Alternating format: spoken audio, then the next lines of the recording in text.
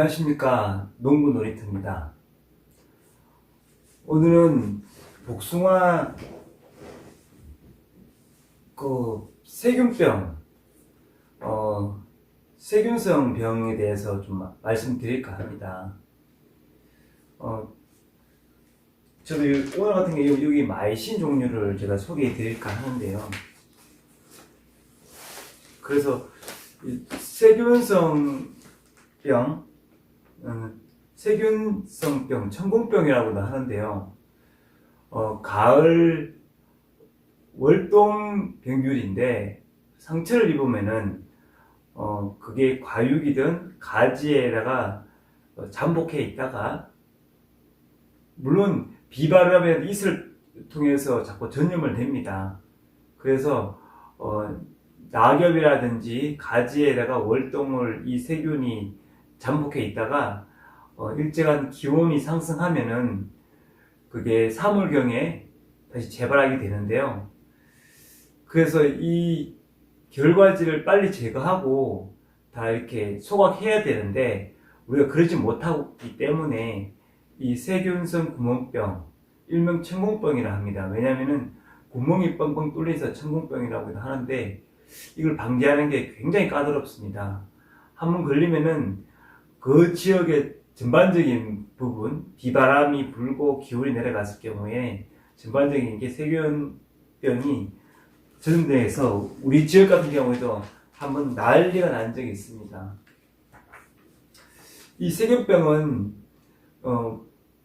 바람과 빗방울, 이슬 이런 걸로 인해서 병균이 자꾸 분산되는데요. 특히 4월에서 6월경이 굉장히 심합니다. 왜냐하면 기온차도 심하고 일교차가 심할 때는 바람이 많이 불죠. 그다가 비까지 내리게 되면은 그 비바람으로 해서 기공이라든지 나무 가지, 그리고 또 복숭아를 따지면, 자두에 따지면은 유가 어린 과실에 상처를 입게 되면은 그걸로 잠복해 있던 그 조직 내용을 침투를 해서 감염을 시킵니다.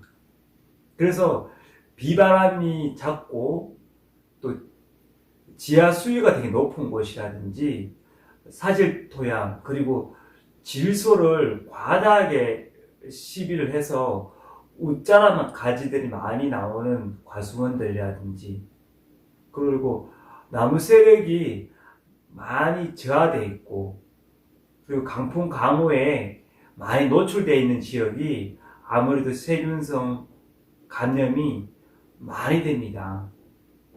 그래서 제일 좋은 방법은 비바람이 불지 않고 바람을 막아줄 수 있는 안전한 곳이면 제일 좋겠죠. 더군다나 요즘은 밭보다도 논을 개간해서 또 그 복숭을 심고 자두를 심고 이렇게 하는 부분이 많이 계시는데, 광활한 대지일수록 또 강가의 어기일수록 저온이 내려가고 바람이 많이 불고 방어할 수 없기 때문에 우리는 또 바람을 막을 수 있는 막을 또 설치하고, 정부 아니면 지자체 차원에서는 그 보조 사업을 이어가고 있는 거죠. 방위 대책은 제일 좋은 방법은 비바람이 없는 곳에서 있는 곳이 제일 좋겠죠. 바람 막을 수 있는 곳, 온도가 많이 떨어지지 않는 곳이 제일 낫겠죠. 그렇지만 최소화할 필요가 있겠습니다. 가을 전쟁할 때 만약에 세균 구연병이 발생한다는 지역이라 그러면은 낙엽이라든지 가지를 다 끌어모아서 병균이 침입되지 않도록 미리 소각하는 게 제일 좋습니다. 그래서 2차 침투 또 잠복할 수 있는 시기를 주지 않는 거지요.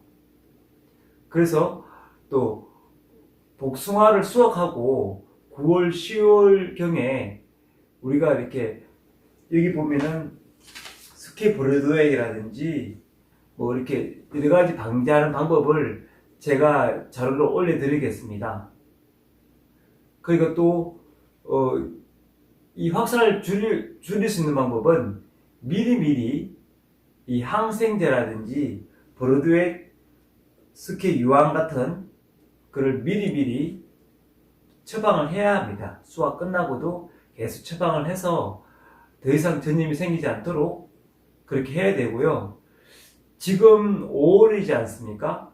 5월 경우에는 열매로 피해를 입히는 노린재 같은 노린재들이 또 상체기를 내게 하면은 또 비바람과 온도가 살짝만 내려간다 하고 스크래치 한다 그러면은 잠복해 있던 세균 구멍병이 또 도집니다.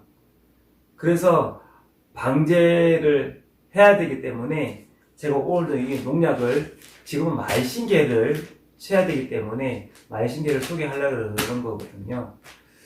개화 직전에는 수황, 석회, 유황합제를 치셔야 되고요. 그리고 3월 중순경에 꽃눈이 잎눈과 꽃눈이 발하기 직전에 석회, 유황 합제를 방제를 하셔야 되고요. 개화 직전에서는 66식 브로드액, 이 브로드액은 굉장히 효과가 좋습니다.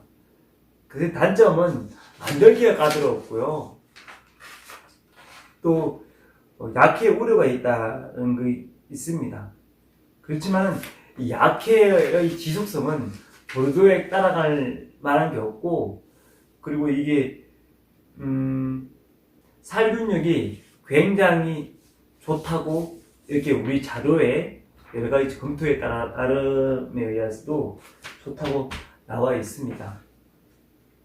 지금은 이제 과실이 신초가 생장하고 과실이 크기 전까지는 말신계를 때려야 되는데요.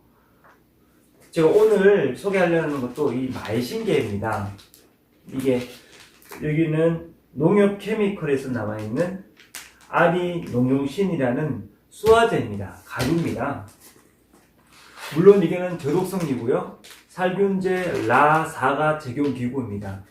요거는 3회 이상 계속 연달아서 때리지는 마십시오.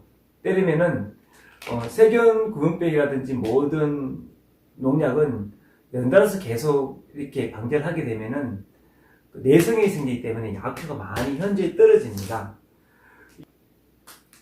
그래서 이거는 수확하기 7일 전까지만 사용하시고, 수확 이후에서는, 수확 비대기와 수확 이후에서는 유산, 아연, 석회, 66식을 과실 비대기에서는 그것을 5월에서 7월에는 그 유한, 아연, 석회액을 치셔야 합니다.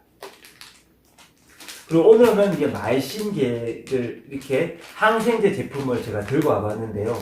물론 스트랩토마이신계의 항생제들은 굉장히 많습니다. 이 아리 농용신 말고도 아그랩토, 브라마이신, 인바이오 농용신, 삼공 농용신, 선문 농용신, 이게 다 스트랩토마이신, 그러니까 항생제 계열의 수화제입니다. 이 말신계열은 고온 있을 때는 이 말신계를 사용하지 마십시오. 약해가 우려가 있고요.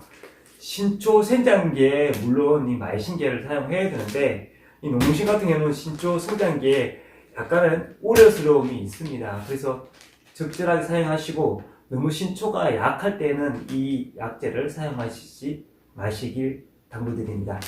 3R라고 적힌 경우가 있잖아요. 그게 300평을 따는데 200리터 정도로 적절 기준에 사용하시기를 당부드립니다. 부분에 그 농약들, 살균제, 살충제들은 산성 계열이기 때문에 알칼리계에 있는 농약이라든지 예를 들면 그 비료성 농약 같은 비료제 같은 그런 거하고 섞지는 마시고요.